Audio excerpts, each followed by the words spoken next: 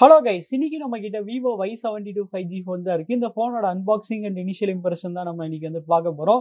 So box மேலே பார்த்தீங்கன்னா 8GB RAM 128GB ROMனு வந்து கொடுத்துருக்காங்க. சைடில் பார்த்தீங்கன்னா நமக்கு வந்து Vivo IPL அப்புறம் டைட்டில் ஸ்பான்சர் அது மாதிரி வந்து கொடுத்துருக்காங்க. பின்னாடி பார்த்தீங்கன்னா அதோட 4 கீ ஃபீச்சர்ஸ் வந்து கொடுத்துருக்காங்க. 5G 8+4GB extended RAM 1080p 90Hz smooth screen 5000 mAh பேட்டரின்னு வந்து கொடுத்துருக்காங்க. அப்புறம் இதோட சார் வேல்யூன்னு வரையில பார்த்தீங்கன்னா ஹெட் சார் பாடி சார் ரெண்டுமே சேம் தான் 1.04 வாட்ஸ் பர் கேஜி. அப்புறம் கலர் நம்ம கிட்ட இருக்கிற கலர் பார்த்தீங்கன்னா பிரிசம் மேஜிக். ப்ரைஸ் இங்கே வந்து 25,000 மென்ஷன் பண்ணியிருக்காங்க. ஆனால் அவ்வளோதான் கிடையாது. இதோட ப்ரைஸ் பார்த்தீங்கன்னா 21,000 தான். சரி, இப்போ நம்ம அதை வந்து ஓப்பன் பண்ணிடலாம். ஃபர்ஸ்ட் எடுத்தோடனே பார்த்தீங்கன்னா ஒரு குட்டி பாக்ஸ் இருக்குது.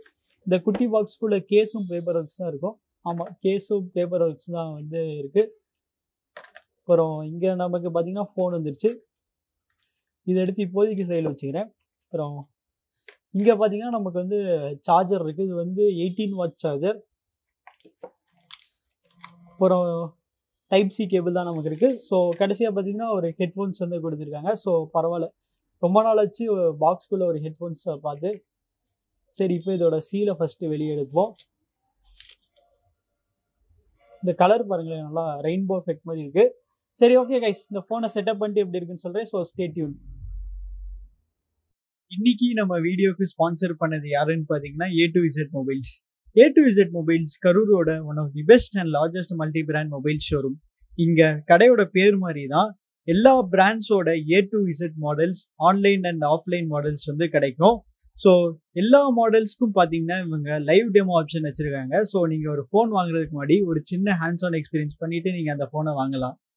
ஓகே, இந்த லைவ் டெமோ ஆப்ஷன் பார்த்தீங்கன்னா எல்லா கடையிலையும் இருக்கும். பட் இவங்க அதுக்கும் மேலே பார்த்தீங்கன்னா ஒரு கம்பேரிசன் டேப் வச்சுருக்காங்க.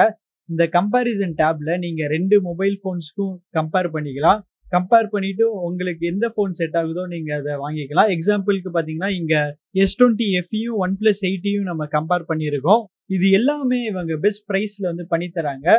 ஆல்சோ வீக்லி டிஃப்ரெண்டான ஆஃபர்ஸுமே வச்சுருக்காங்க. ஸோ மறக்காமல் செக் பண்ணி பாருங்கள். ஃபோன்ஸ் மட்டும் இல்லாமல் இவங்க ஸ்மார்ட் டிவிஸும் வச்சுருக்காங்க. ரெட்மி, ரியல்மி, OnePlusோட எல்லா ஸ்மார்ட் டிவிஸுமே இங்கே கிடைக்கும்.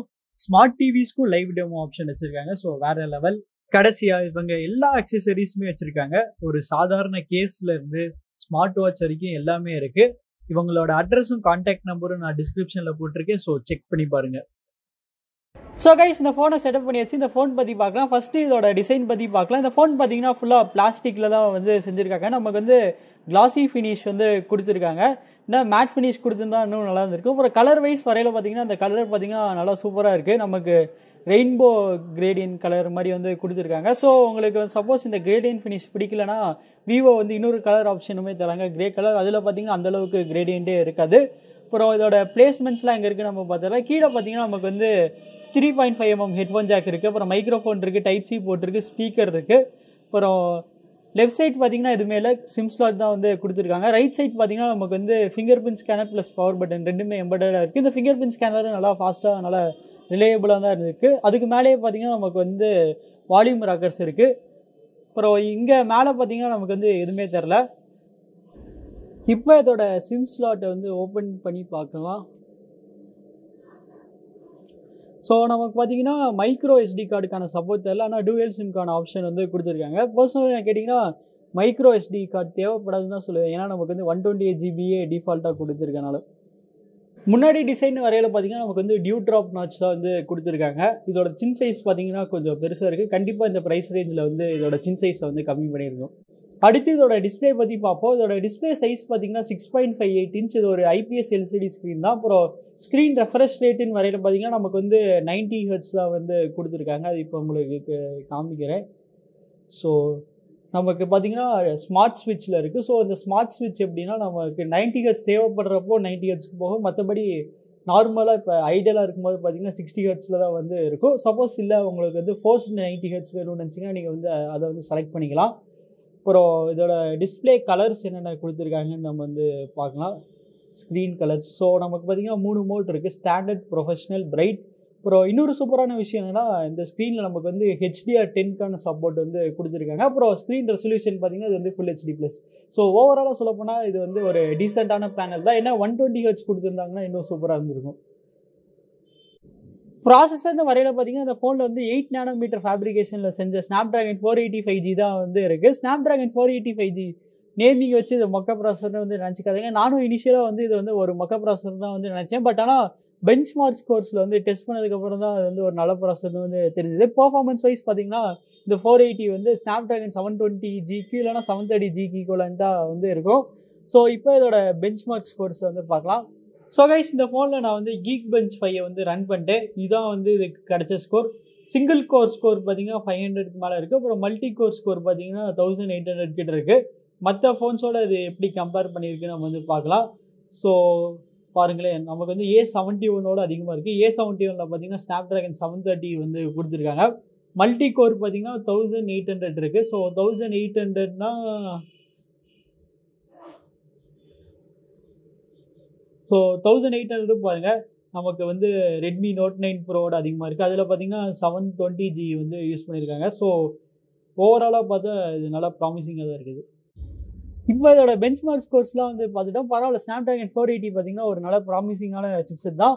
ஒரு கேஷுவல் யூஸருக்கு பார்த்தீங்கன்னா இதோட பெர்ஃபார்மன்ஸில் வந்து எந்த குறையுமே இருக்காது, நல்லா ஸ்மூத்தாக ரன் ஆகும். பட் நீங்கள் ஒரு ஹெவி யூஸராக இருந்தீங்கன்னா அப்போ தான் உங்களுக்கு வந்து இது வந்து கொஞ்சம் பத்தாத மாதிரி வந்து தோணும். சப்போஸ் நீங்கள் ஒரு ஹெவி யூஸராக இருந்தீங்கன்னா நீங்கள் வந்து iQOO C3க்கு போய்க்கோங்க. அதில் பார்த்தீங்கன்னா இன்னும் பவர்ஃபுல்லான ஸ்னாப்ட்ராகன் 768G இருக்குது. இன்னொரு ஃபீச்சர் இந்த ஃபோனில் என்னென்னா நமக்கு வந்து எக்ஸ்டெண்டட் ரேம் ஃபீச்சர் இருக்குது. ஸோ இந்த எக்ஸ்டெண்டட் ரேம் ஃபீச்சர் என்ன பண்ணோம்னா நம்ம இன்டர்னல் மெமரியிலேருந்து ஒரு 4GB ரேமாக வந்து கன்வெர்ட் பண்ணிடும். ஸோ அப்படி பார்த்தா நமக்கு டோட்டல் ரேம் வந்து 12GB கிட்ட வரைக்கும் வரும்.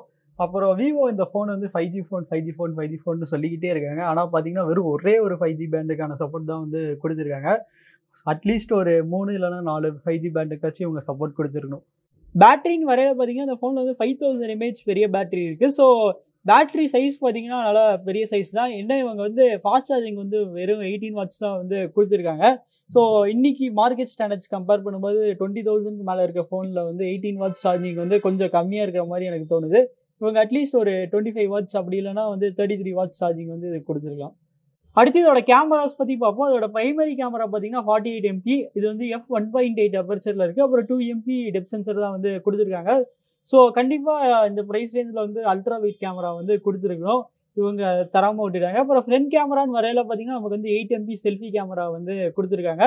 ஸோ இதோட கேமரா சாம்பிள்ஸ் பார்க்கலாம். அதுக்கு முன்னாடி இதோட கேமரா இன்டர்ஃபேஸ் அப்புறம் என்னென்ன மோட்ஸ் இருக்குன்னு நம்ம வந்து செக் பண்ணலாம். அப்புறம் கேமராவில் என்னென்ன மோட்ஸ் கொடுத்துருக்காங்கன்னு நம்ம பார்க்கலாம். நமக்கு லெஃப்ட் சைடு எடுத்தோட நைட் மோட் இருக்குது, போர்ட்ரேட், ஃபோட்டோ, வீடியோ, மோரில் தான் மற்ற ஆப்ஷன்ஸ் இருக்கும். மோரில் பார்த்தீங்கன்னா 48 MP panorama, live photo, slow motion, time labs, promo, document scanner வந்து கொடுத்துருக்காங்க. அப்புறம் மேக்ஸிமம் நம்ம எவ்வளோ வரைக்கும் ஜூம் பண்ணலான்னு பார்க்கலாம். ஸோ மேக்ஸிமம் பார்த்தீங்கன்னா 4x வரைக்கும் தான் வந்து ஜூம் பண்ண முடியும். வீடியோவில் பார்க்குறேன். வீடியோலையும் பார்த்தீங்கன்னா நம்மளால் வந்து 4x வரைக்கும் தான் வந்து ஜூம் பண்ண முடியும். அப்புறம் வீடியோவில் வந்து நமக்கு வந்து 4K ஆப்ஷன் இருக்கான்னு பார்க்கலாம். 4K இருக்காதுன்னு தான் நினைக்கிறேன். ஆமாம், சொன்ன மாதிரி பார்த்தீங்கன்னா 1080p மட்டும் தான் இருக்குது. 1080p 30 FPS தான் இருக்குது, 60 FPS கூட இல்லை.